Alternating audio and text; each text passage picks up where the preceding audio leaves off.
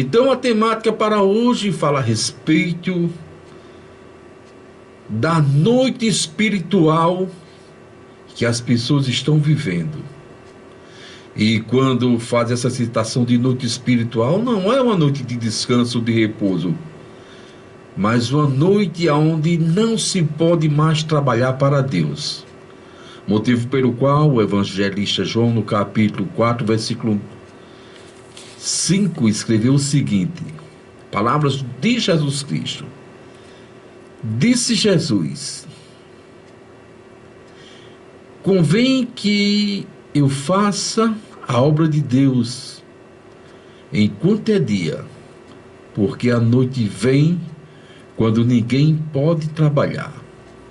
Então esse versículo tem uma orientação espiritual, apresentando um chamado urgente de Deus para vivermos trabalhando, labutando o dia a dia, enquanto há tempo, enquanto há condição.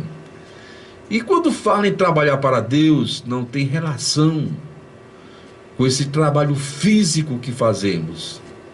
Muitos pensam que trabalhar para Deus é assumir um ministério pastoral, ou assumir uma função na igreja de secretário, de porteiro, de zelador, de artífice na manutenção.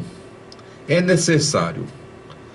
Mas, em muitos casos, torna-se um meio de vida, no qual esses servos de Deus passam a ser dependentes do âmbito financeiro e nunca do âmbito espiritual. Então, quando fala assim, a noite vem quando ninguém pode trabalhar, fala desse trabalho relacionado a Deus, temos a orientação direcionada ao jejum, à oração, ao evangelismo, à intercessão, à devoção, à leitura bíblica e toda essa esfera que nos integra com Deus. Aí, em segundo plano, vem os trabalhos físicos que foi mencionado. Então, vamos despertar para não cair nessa armadilha de Satanás, dizendo, amanhã, mais na frente, quando eu me aposentar, ou eu estou trazendo esse projeto para o próximo ano, um futuro bem próximo. E quando se trata das coisas de Deus, o homem natural nunca tem tempo, nunca tem compromisso, sempre joga em segundo a terceiro plano e não cumpre. Mas fazendo o comparativo desta noite espiritual, quando chega e ninguém pode trabalhar, até mesmo na noite física, na vida humana, biológica, nós observamos que quem trabalha à noite assume riscos. Não estou condenando os profissionais da noite, mas só há dois tipos de pessoas, duas dimensões da noite que funcionam. A profissão de risco, que são os profissionais de saúde, médicos, enfermeiros, que trabalham ali, cirurgiando, ajudando os acidentados, aquelas pessoas que passam mal. Vem a malha de segurança, a polícia. Vem os taxistas, que alguém precisa ser socorrido. E toda essa esfera positiva da sociedade, que trabalha à noite, e todos sabem que uma noite de sono não se recupera.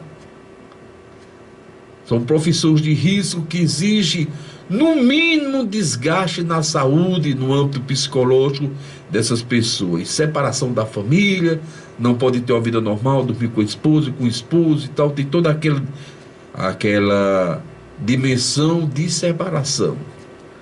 E além dos profissionais de risco, quem trabalha à noite também são os pervertidos. A dama da noite, não é, que é a prostituta, os ladrões, os traficantes, os jogadores. Aí você pode dizer, não, mas isso, Robson, é um absurdo, isso não é uma profissão. Bom, pode não ser uma profissão, mas a prostituta nós sabemos que é a profissão mais antiga da humanidade. E quem rouba também está ganhando dinheiro, e quem faz o narcotráfico está ganhando dinheiro. E quem vai assassinar normalmente vai ganhar dinheiro para cometer aquele crime. Então, são essas pessoas, aquelas pessoas na esfera boa que tem que sair de casa para ajudar alguém, e os que vai fazer o mal. Entretanto, a noite foi feita para descansarmos. Por causa do pecado, desenrolado todo esse mecanismo de sofrimento no ser humano. E Paulo, observando esse desenrolar, escreveu aos Romanos, no capítulo 3, o versículo 12, a seguinte expressão: a noite é avançada e o dia está próximo. Rejeitamos, pois, as obras das trevas, digo melhor, e voltamos-nos às armas da luz. Nós observamos aqui nesse momento o apóstolo Paulo passando por uma luta espiritual. Eu não sei se estava em uma prisão, se estava perseguido, mas vivia um momento difícil, como a igreja do Senhor, os verdadeiros crentes, ou as verdadeiras pessoas que têm compromisso com Deus, estão dentro desse critério, dizendo: a noite é avançada, o dia está próximo, a esperança de Jesus Cristo de um raiar da vitória. Aí diz: rejeitamos as obras das trevas, vistamos-nos das armas da luz. Vamos nos vestir, não é? Ou revestir dessas armas, que é o Evangelho. Então, no sentido espiritual, as trevas é relacionada ao pecado. E tudo que não podemos, que não temos condição de controlar, vai nos destruir. Observe bem o que eu estou querendo que você siga esse raciocínio. A noite, nesse sentido espiritual, as trevas, esse sentido que não pode mais, que você está vivendo uma adversidade, que você está dentro de um contexto de pecado, muitas vezes na prostituição, na jogatina, no vício, na idolatria. As obras da idolatria, elas são feitas mais à noite. Toda e qualquer obra de idolatria, ela tem mais fervor à noite. As adorações, os agradecimentos, as emanações da alma voltada aos ídolos é mais forte à noite. E agora eu digo para você: tudo que não podemos controlar vai nos destruir. Do vício mais singelo, mais simples, muita gente fala palavras torpes, de mentira, a droga, a prostituição, a idolatria, a bruxaria, a feitiçaria. Então, aquilo que nós não podemos controlar vai nos destruir. Em suma, o pecado que não podemos controlar vai nos destruir. Não se engane, não se iluda, não se deixe levar pela essa filosofia antiguíssima que diz: ah, eu tenho uma religião também, eu ando com a Bíblia, eu também falo de Deus. Porque toda e qualquer religião que tem a ausência de Jesus Cristo, de Deus, quer vender uma saúde espiritual quando elas estão doentes por dentro. Aí você questiona: mas quais são as religiões que não têm Jesus? Toda e qualquer. Muitas vezes até mesmo o cristianismo, os seguidores de Cristo, que diz ser cristãos, que começa a apresentar fórmulas, orações, rezas, imprecações fora de Jesus Cristo, intercessões que não têm O Senhor Jesus como célula máter, como célula única, como célula mãe da salvação, tenta vender uma saúde espiritual quando estão totalmente corrompidas por dentro, estão doentes. Então, as pessoas que não têm Jesus Cristo estão vivendo essa noite espiritual maligna. Não é só nesse âmbito físico, na noite vem quando ninguém pode trabalhar, porque os que estão em escuridão, eles até querem trabalhar para Deus, eles até têm vontade. Ontem, no campo missionário, eu conversava com uma pessoa muito pervertida, ligada a crimes sexuais, ligada ao narcotráfico, ligada às infidelidades. E aquela pessoa, eu não sei se porque eu estava ali presente, ele não tirava o nome de Deus da boca. Já fim de tarde, escurecendo, eu naquele ambiente, observando a necessidade, o desejo, a vontade que as pessoas têm de adorar a Deus. Não se iluda, mesmo mas o pecador, ele tem um desejo, tem a vontade, muitas vezes não tem força, porque é levada pelas facilidades de religiões, tudo pode, perdoados estão os teus pecados, mas esquece a segunda parte que Jesus, olha, Jesus, o único que perdoa, perdoados estão os teus pecados, vai, não volte mais a pecar. Então, meus amados, é momento de nós pararmos e fazer reflexões, meditações não voltadas ao budismo zen, as meditações orientais, transcendentais e as astrais da vida, mas buscando um autoconhecimento de nós mesmos, quem somos, para onde vamos, de onde nós viemos, e tentar compreender o sentido, o valor do Evangelho, da mensagem salvífica de Jesus. Observa o que ele escreveu aqui, o que ele disse em João, João escreveu. João capítulo 10, versículo 9 e 10. Jesus respondeu: o dia não tem 12 horas? Quem anda em dia não tropeça, pois vê a luz do mundo. Quando anda de noite, tropeça, porque não há luz. Embora o texto aqui pareça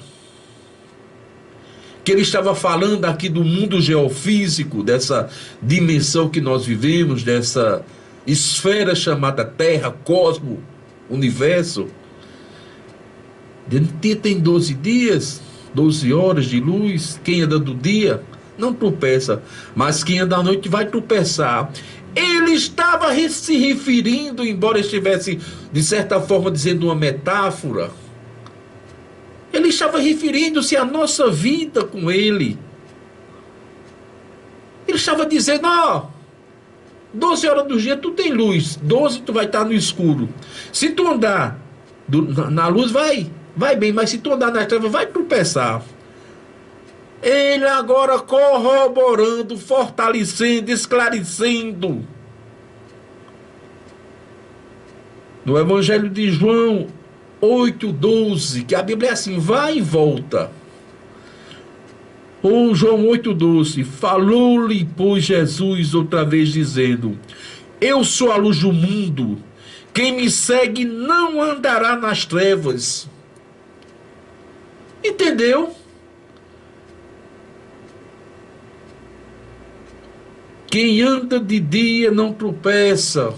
Quem anda na presença de Jesus não tropeça. E se, conjunção adversativa que nega o sentido da oração. Quando disse, ó, se meu pai fosse mulher, era minha mãe, se eu fosse rico, não era pobre. Olha o se, o quanto diferencia. Se eu não fosse crente, estaria nas trevas. Olha o se, o quanto diferencia. Jesus agora faz essa expressão. Se você saísse desse comodismo, se você não se iludisse com a vida pervertida que está, não estaria sofrendo nem um iminente candidato à condenação eterna. Vamos ter cuidado, vamos estudar o português e compreender que quando eu falo em perversão, eu não sei porquê, as pessoas só ligam à sexualidade. Pervertido é aquele que mata, rouba, idolatra, se perverte, que erra, que insiste. Tem só a ver com sexo, não. Então não estaria nessa perversão espiritual. Jesus diz, eu sou a luz do mundo e quem me segue não andará nas trevas. Tira esse si da sua vida e abraça o evangelho. E o interessante é que nós que trabalhamos em função do reino de Deus, nós temos momentos maravilhosos de alegria, de exaltação, mas temos momentos também difíceis de perseguição, de dores, até passando pelo vale de sombra de morte. Mas o interessante é que nós sentimos a presença de Deus. Eu me lembrei agora, falando de trevas, um assunto puxa o outro. Ontem à noite, quando eu vinha do campo missionário, quando eu entrei no contorno de Lagoa Seca para Lagoa Nova, uma chuva forte começou. E quando eu fechava o capacete, não via nada. E quando eu abria o capacete, o óculos molhava, tirava o óculos, ficava cego. Colocava o óculos tudo embaçado e saí por ali me guiando. Diminuía a velocidade e a chuva muito forte, o frio. E quando eu cheguei na parte mais escura da viagem, descendo ali o Floriano, curva em cima de curva, carro encanteando. Tira o meu óculos, eu estou morto, eu estou cego. Mas molhado com a chuva na cara, não dá para ver não. Deus disse no meu coração, o que é que tu estás vendo? Eu disse, Senhor, eu só estou vendo aqui o trilhozinho aqui, chama-se o Bordeaux, né? Aquela linha branca que fica à direita da pista no acostamento. Todo motorista, todo piloto sabe, na hora da ultrapassagem, qualquer coisa que alguém vem, olha para o Bordeaux que você não vai sair da pista, olha para aquela faixazinha, um macete, né? Não é por acaso que aquelas faixas é amarela, é branca, outras vermelhas, não, ali tem o quê? Atenção, perigo e orientação. Mas tinha uma hora que a água passava na pista e não dava para ver a linha, ficava tudo amarelo e quem me levava era Deus. E Deus disse a mim, olha, o evangelho é assim, vocês estão passando por uma noite espiritual. E tem hora que vocês pensam que está só. Tem hora que você vê essa linha aqui, que parece, eu vou chamar de evangelho, Robson, que você não tem como errar. Mas tem hora que por causa das nossas atitudes, pensamentos, palavras, atos, ações, esse evangelho embasa. A gente não vê mais evangelho não, nós estamos por conta própria. Mas ignoramos que Deus está no comando, Ele me ensinou isso. E quando eu chego na parte pior da pista, veio uma moça numa moto, interessante. Eu sem ver nada, a moça tentando, passou, entrou na frente da minha moto e os dois saíram. A luz vermelha da moto dela clareou toda a parte que a minha não dava. A luz alta encandeava, luz baixa não via nada. E a luz vermelha dela se viu de guia. Comecei a ver a faixa amarela, a branca, mesmo com o óculos molhado. E essa moça me deixou dentro da cidade. Ela estava com medo de ir lá, não, vou com esse senhor aqui. Aí saiu, né? Um ajudou o outro. Ela não sabia que eu estava me guiando pela luz dela. Então eu quero dizer isso a você. Nesse testemunho simples, singelo, mas de experiência com Deus. Mesmo na noite escura, Deus está te orientando com o Evangelho. Mesmo nessa noite difícil, há pregadores, há igrejas, há verdadeiros pastores, embora a maioria do nosso grupo evangélico, vou falar da minha igreja, eu não tenho nada a ver com as outras, vou falar dos evangélicos, a maioria dos pastores estão se corrompendo por dinheiro. Estão abrindo igreja como quem abre barzinho. Aqui na cidade tem dezenas, né? A gente vai passar na peneirinha, talvez saiba 10. 6 eu sei são igrejas de Deus. Essas igrejas tradicionais históricas. Não é porque seja igreja rica, não. É porque tem uma história. Então, nós temos igrejas pregando evangelho. E devemos estar conectados com Jesus em todos os momentos da nossa vida. Até mesmo quando o evangelho sumir, quando você não vê mais nada, saiba que Deus está no controle. Você não vai morrer, você não vai adoecer, você não vai partir antes de cumprir o propósito que Deus tem na sua vida. Mas você tem que reconhecer que o mundo está em trevas. Temos que estar conectados com Deus nos momentos bons, nos momentos ruins, de dia, de noite. Porque Ele tem um negócio conosco. Ele tem nos chamado ao arrependimento, a uma renovação.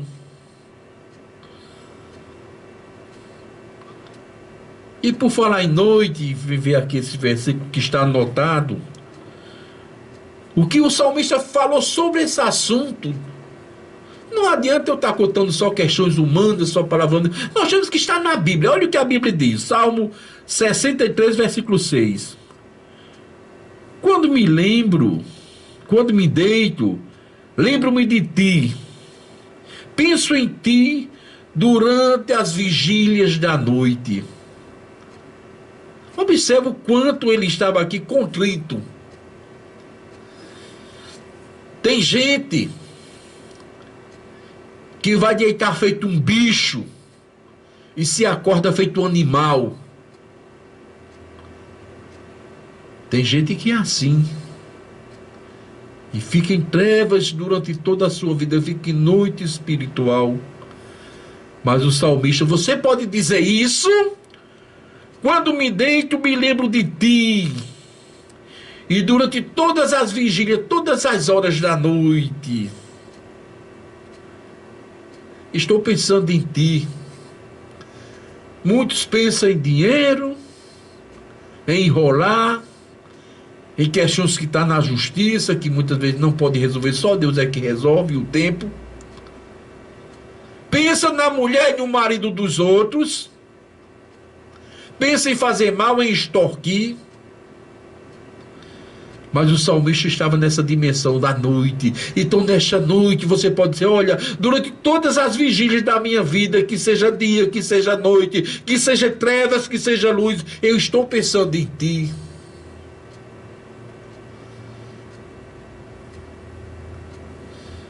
Sabe por que as pessoas pecam, meus amados? A verdade é essa, muitos crentes querem negar, pregando uma mensagem bonita, né? Hedônica. Que o pecado é assim, o pecado é daquele jeito, o pecado dá um desprazer, mas não é assim que funciona, não. Porque se o pecado fosse ruim, crente não pecava, não.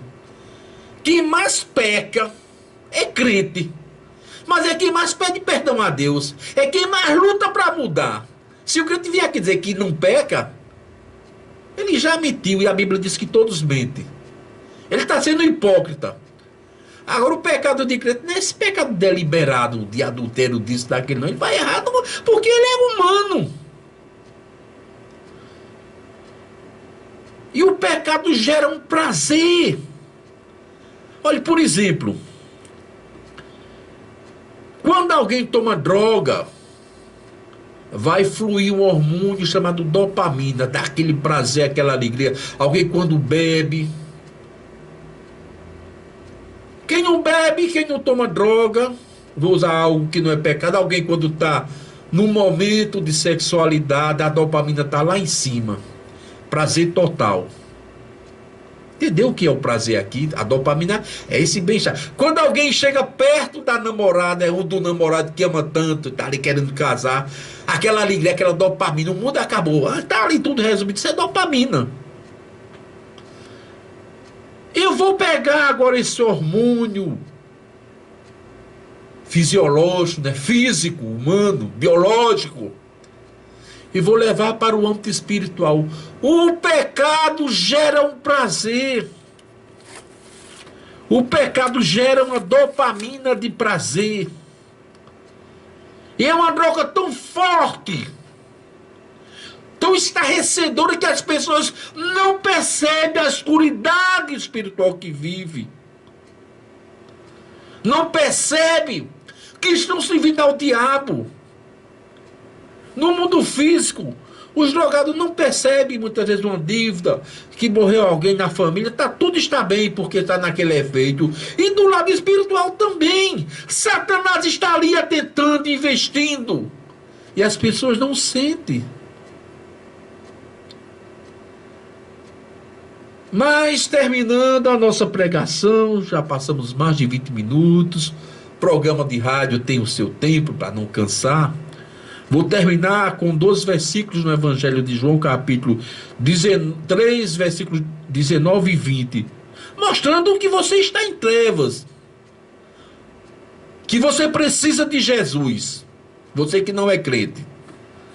João 3, 19 e 20, disse Jesus: e a condenação é essa, que a luz veio ao mundo, e os homens amaram mais as trevas do que a luz, porque as suas obras eram más. Porque todo aquele que faz o mal odeia a luz, não vem para a luz, para que as suas obras não sejam reprovadas. Aí você diz: mas eu não estou nesse versículo não, eu tenho a minha religião, eu tenho Bíblia, eu também oro, eu também falo com Deus, eu também tenho comunhão com Deus. A condenação é essa, que a luz veio ao mundo, e os homens amaram mais as trevas do que a luz. Quando você, conscientemente, porque você não é criança, você está no estado de consciência. Antigamente a OMS, né, Organização Mundial de Saúde, considerava alguém criança de 7 anos abaixo, não assumiu os atos. Hoje criança com 7 anos já sabe um bocado de coisa, né? O mundo evoluiu muito. Mas é aquela criancinha, né, que não sabe de nada, que está no estado de inocência, é uma coisa, mas você é consciente. Quando você deixa de adorar a Deus, a Jesus, quando você põe alguma coisa para pedir, para agradecer, para se curvar, que não é Jesus, a Bíblia aqui está dizendo. Não estou dizendo que os santos, os que tiveram seus atos meritórios diante de Deus, sejam condenados, não, de forma alguma. Eles tiveram lá as virtudes dele. Com certeza, os que são santos estão no céu. Todos os santos da Bíblia, Abraão, Isaac, Jacó, José, Paulo, Maria, os santos em geral, e salvo. Eles não concordam com isso, não. Mas as pessoas amam mais as trevas do que a luz. Inventam coisas, inventam mentira para negligenciar a Deus. Quando a Bíblia diz: somente a Deus adorarás, somente a Deus prestarás culto, somente a Deus darás louvor. Eu disse a uma pessoa há poucos dias: a diferença do meu ministério para os muitos pastores que tem aí é o seguinte: eu não falo o que vai agradar as pessoas, também não quero ofender. Eu só falo aquilo que agregará valor, eu só falo a verdade. E a Bíblia diz: conhecereis a verdade, e a verdade vos libertará. Conhecereis a verdade, e a verdade vos libertará.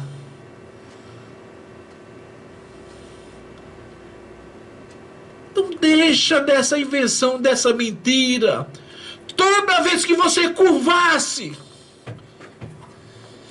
que você adorar, que você pedir, que você agradecer a alguém que não é Deus, você vai estar dentro dessa noite espiritual e não é o desejo do Senhor. Baixa esse mundo tenebroso, esse mundo podre, esse mundo corrupto que nós vivemos, que nos assola, com doenças, com perseguições, com desemprego, com falta de saúde, com falta de administração, de uma política que seja movida para abençoar, para engrandecer as pessoas.